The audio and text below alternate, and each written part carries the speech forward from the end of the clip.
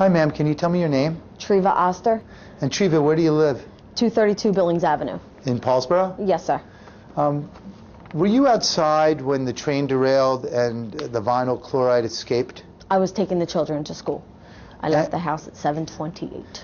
Could you tell me what you and the children experienced and saw? As we were driving through town, we actually got told by, at the high school by the principals that the high school was closed. And at that time, we started seeing like the big fog, and we assumed being down on the river and the creek and everything, it was just fog. And I proceeded to take the kids to the other school because they didn't go to the high school. We were driving past it. I took them down to Lowndes Slacker School. I didn't see, cars. I didn't see teachers' cars. I didn't see parents. So I just turned around and came home. And through that whole time, we drove through the fog. We actually drive over the railroad tracks and down Billings Avenue to get back home. And it was around 7:45 when I hit back home. And I screamed at my mom. I'm like, there's something else going on.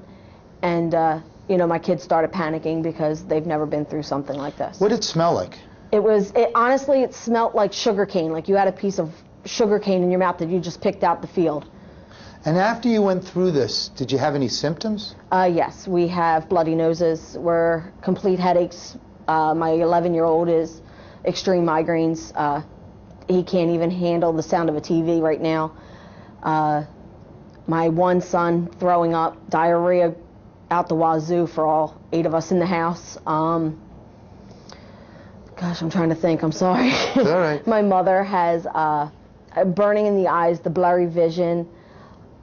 The hospital told us with my son, it's just a headache, go home. The chemicals cleaned up, and that was on Sunday. Did all your kids and your mom walk through this fog? Yes, yes.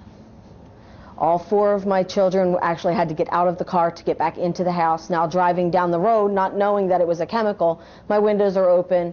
Like I said, principals, everyone's out front at the high school screaming at us that, that school's closed. They didn't inform us that the elementary schools were closed. So I proceeded, and then when I got home around like 7:45, I realized on the news they had a derailment of the cars, and I flipped. I said, well, I have to get water in the house for you guys because I have to go to work.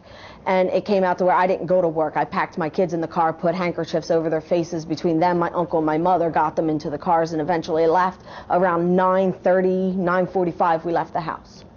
Thank you very much. Not a problem.